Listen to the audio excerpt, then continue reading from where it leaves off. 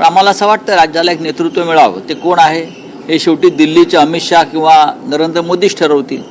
हे काय इकडले आमदार ठरवणार नाहीत. भारतीय जनता पक्षाकडे स्वतःचं बहुमत आहे. भारतीय जनता पक्षाकडे स्वतःचं बहुमत आहे.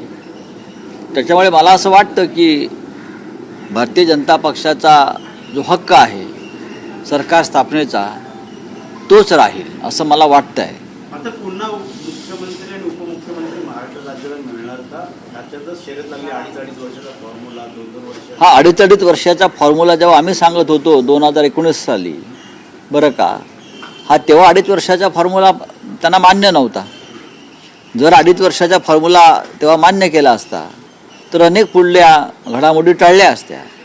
पण फक्त माननीय उद्धव ठाकरे आणि शिवसेनेला त्रास द्यायचा होता, पक्ष फोडायचा होता, म्हणून हा तेव्हा 2.5 वर्षाचा फॉर्म्युला पाळला नाही.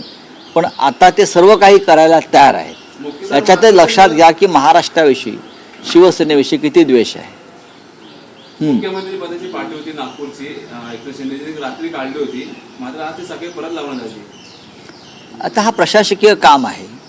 अजूनही ते आज संध्याकाळपर्यंत मुख्यमंत्री आहेत असं मी मानतो. जरी घटनाबाह्य असतील तरी ते मुख्यमंत्री आहेत.